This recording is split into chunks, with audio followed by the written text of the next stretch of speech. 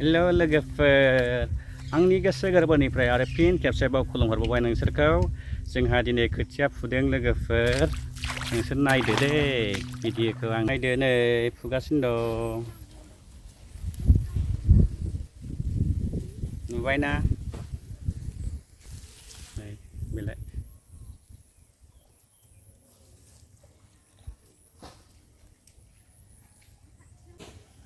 आंनि बिनानाव बिब' बिमादै बेवाइ जानायफोर आरो बैयाव आंनि हिन्जावा फुगासिनो दं बैलाय नायदो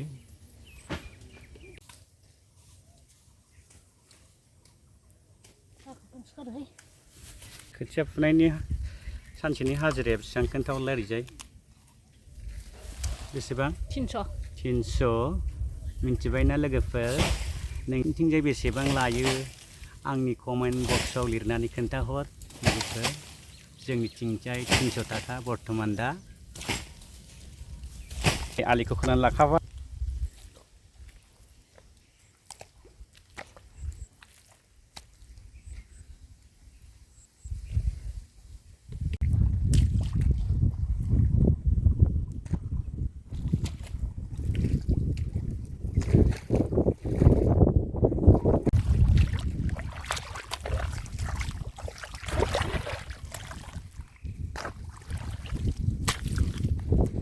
दा जोंथिंजाय हाजिराया बेसेबां गोलैयो सानसेयाव 350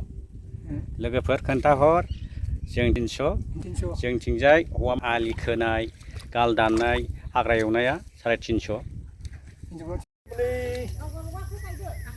थांखु जादों दस्राफ्रा आलि दानग्राफ्रा बिराद खस्थ' मावो बिसोरबो बोलो होआबथारो नुबायना लोगोफोर आलिखौ गासिबो खोनानै लाखाजोब्बाय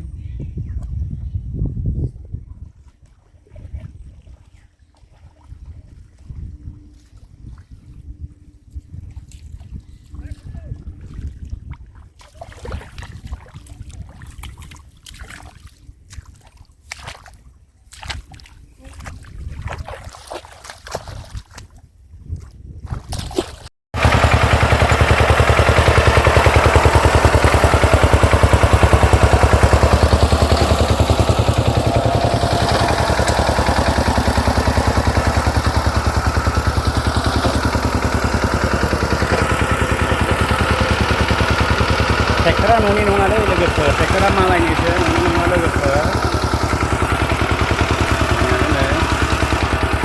हाबोगासिनो दं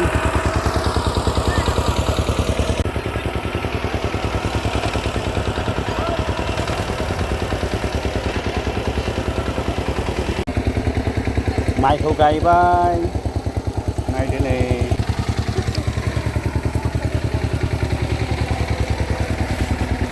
जोंहा गायनाय दिनाव दिनै नै बोथोरा बिराद मोजां जाना होबाय नायदो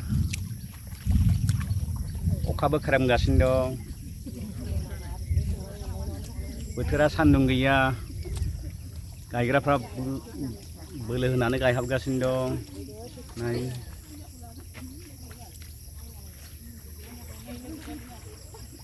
नुबायना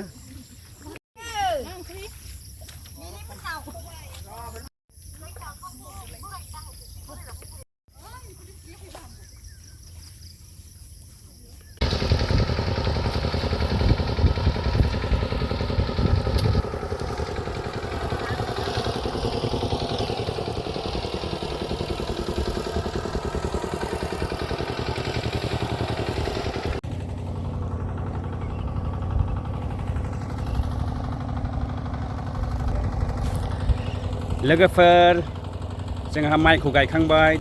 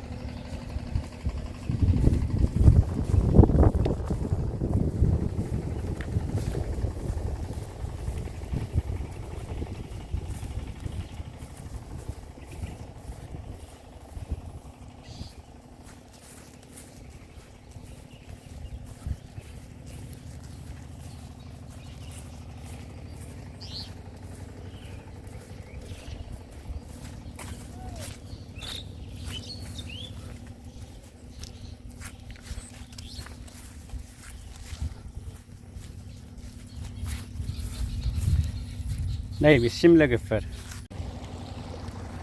नै जोंहानि खाथिनिया हनै दिनैसो आलि खोदों हनै बेलाय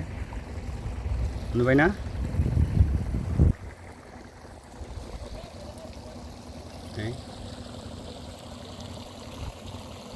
जोंहानि हा खाथिनिया नाय नै हाबगासिनो जावहाबगासिनो नै